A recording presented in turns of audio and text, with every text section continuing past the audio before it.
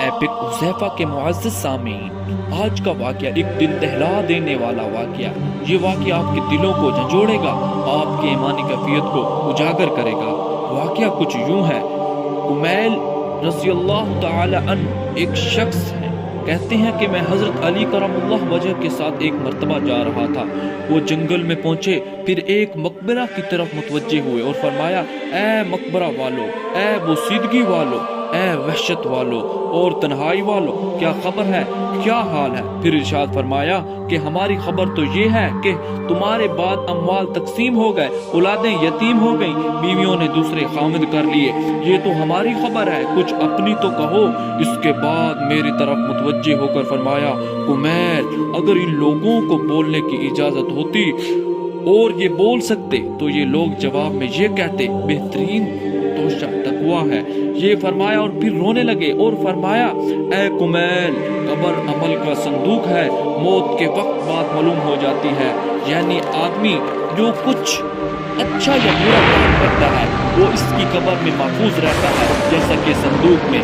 بہت سی حدیث میں یہ بات دہرائی گئی، یہ مضمون دہرایا گیا کہ نیک اعمال اچھے آدمی کی صورت میں ہوتے ہیں جو میت کے جی بہلانے اور انس پیدا کرنے کے لیے رہتا ہے اور اس کی دلداری کرتا ہے، اور برے اعمال بری صورت میں بدبودار بن کر آتے ہیں اور جو اور بھی اذیت کا سبب ہوتا ہے۔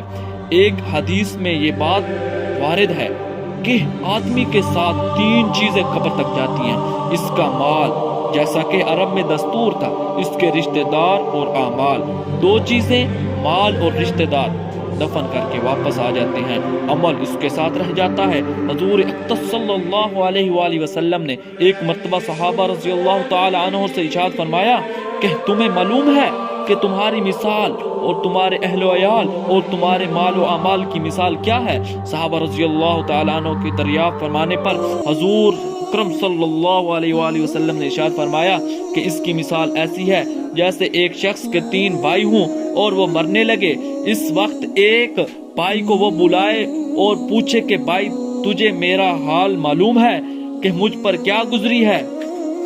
اس وقت تو میری کیا مدد کرے گا؟ وہ جواب دیتا ہے کہ تیری تیمارداری کروں گا، علاج کروں گا، ہر قسم کی خدمت کروں گا، جب وہ تم مر جائے گا تو نہلاؤں گا، کفن پہناؤں گا، کندھے پر اٹھا کر لے جاؤں گا اور دفن کے بعد تیرا ذکر خیر کروں گا۔ حضور صلی اللہ علیہ وآلہ وسلم نے فرمایا، یہ بھائی تو اہل و عیال ہیں۔